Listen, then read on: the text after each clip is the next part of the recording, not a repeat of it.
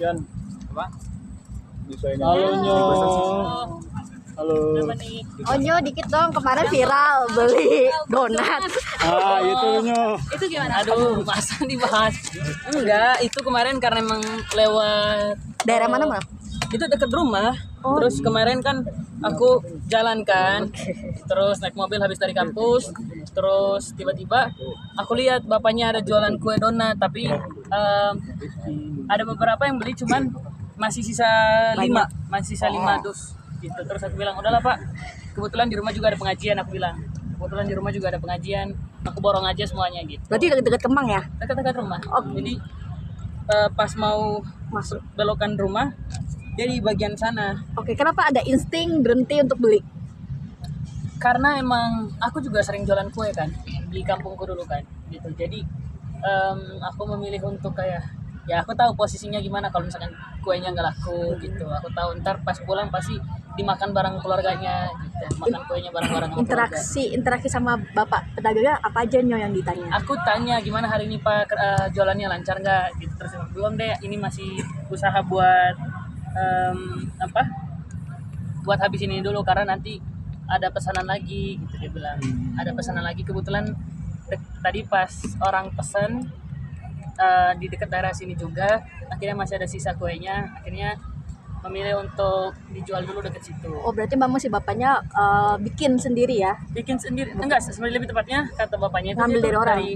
ambil dari orang gitu, terus dia jualin. Habis itu yang bikin aku seneng lagi ketika kuenya belum habis, dia bagi lagi ke pengemis gitu. Jadi aku bilang, oh jadi ternyata ada manfaatnya kalau ini kuenya nggak habis, berarti dibagi. Terus aku bilang, kan aku kan borongnya 5. Terus habis itu aku bilang, aku bawanya cuma 3 kalau nggak salah, 2-nya aku kasih ke bapaknya buat nanti bisa bagi-bagi lagi. Oke, reaksi ayah ketika kamu borong bawa donat?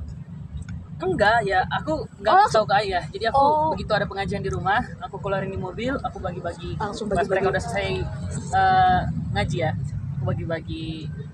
Oke, Onyo, in this ekonomi artinya kan kita kan biasa jajan di kafe, di mall, tapi banyak UMKM yang mungkin lagi struggle ya untuk buat kehidupan mereka. Gimana sih Onyo melihat para pedagang yang masih kuat untuk Masih jajanin bertahan ya? gitu di tengah kesulitan yang sekarang nih seperti apa? Menurutku kan itu juga udah, maksudnya mungkin itu salah satu cara mereka untuk mencari tambahan, dimana mereka jualan kue. Sama kayak aku dulu waktu juga cari tambahan buat bisa sekolah, buat bisa jajan gitu. Pasti aku jualan kue, aku banyak jualan yang bukan cuma kue, tapi ikan, kayu, terus juga aku jualan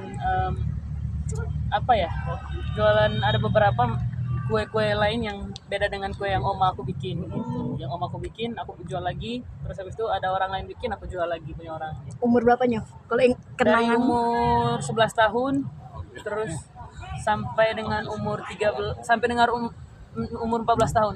Nah, berhentinya itu waktu aku viral dipanggil ke Jakarta gitu. Udah itu udah berhenti. berarti Terbuat kue nggak? Oma yang pintar. Kue apa aja tuh yang bisa? Donat, kue bapau gitu-gitu. tapi Nyong lihat artinya juga Onyo sempat merasakan juga struggle-nya dulu cari uang segala macam. Gimana sih Onyo setelah berada di posisi ini Nyong bicara soal keuangan?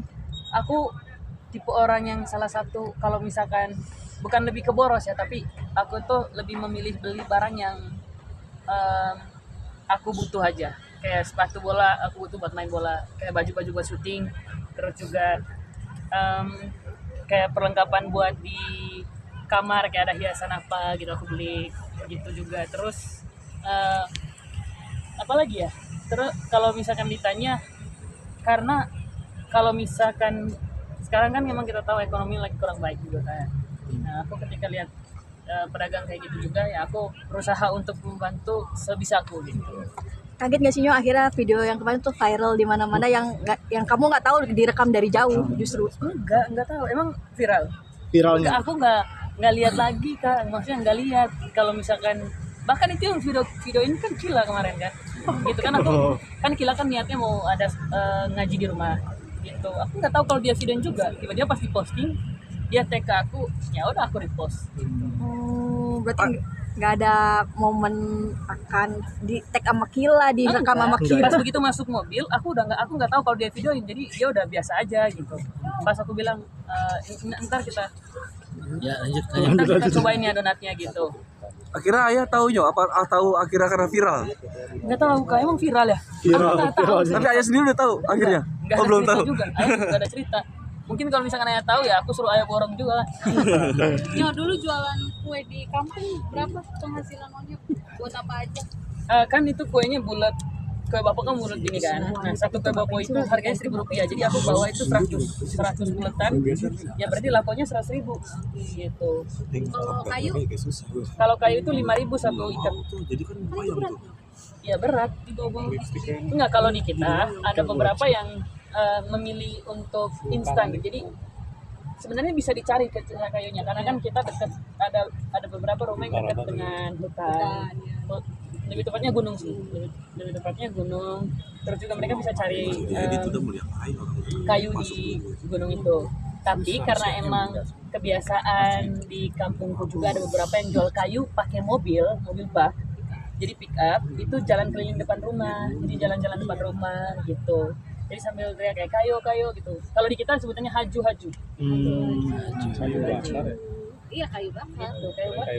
Nyo, nyangka nggak sih maksudnya dulu berjualan kayu di kue sampai Ya enggak lah. titik saat ini bersyukurnya Onyo seperti apa sih kayak? Ya pastinya setiap saat aku selalu ngucapin kata terima kasih kepada Tuhan Yang Maha Kuasa.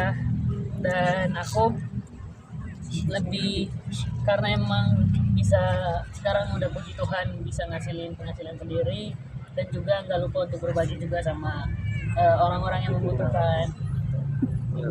Tapi mungkin dengan karir yang sekarang Onyo akan menarik anak-anak kampung juga nggak yang berbakat seperti kalian buat ikut terjun di Jakarta?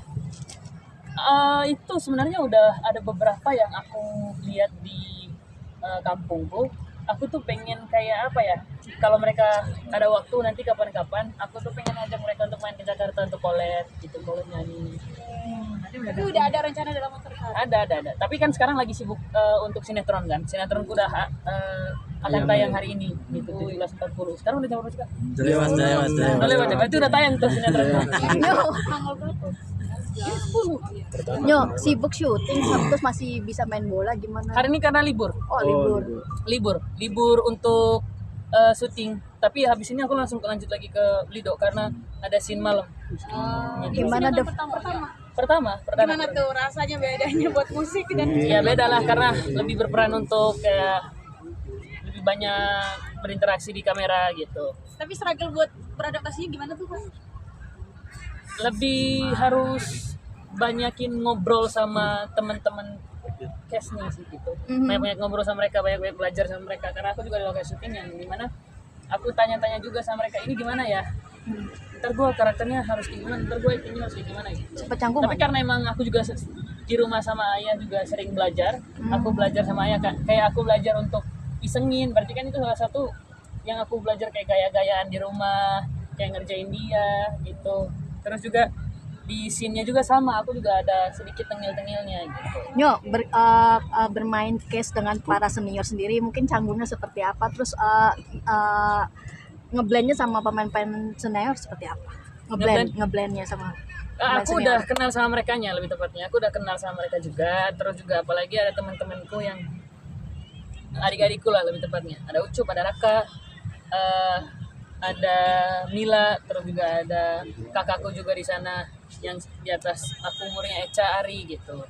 Gitu-gitu sih. Jadi lebih belajar sama mereka juga gitu. Karena kan Eca juga ini sinetron pertamanya dia juga gitu. Untuk Ucup udah banyak dia sinetronnya. Rafa juga, apalagi Ari gitu. Untuk aku pula gitu. Tapi nggak takut karena kan menyita waktu untuk sinetron, apalagi jauh di Lido sendiri kan untuk lokasinya. Karena mereka kasih kita untuk penginapan juga di sana, jadi nggak ngerasa jauh karena kan ada penginapan. Tapi pertimbangan untuk join acting di film pertama itu gimana sih dari kalian? Masih itu udah prosesnya lama karena emang pasti akan nyita waktu untuk kayak lagu, terus juga ada manggung. Cuman karena emang udah sepakat untuk ambil film ini, sinetron ini, jadi ngomong sama manajemen juga, kita deal belajar sama senior di sini juga, belajar untuk lebih luas lagi pelajarannya di dunia entertain, bukan cuma nyanyi doang tapi sinetron. Diskusi bareng aja gimana kaunya? Ya ayah bilang udah cobain aja Nyo, ayah udah lewatin ini banyak banget, jadi Onyo harus bisa lewatin proses ini juga. Oke. Thank you.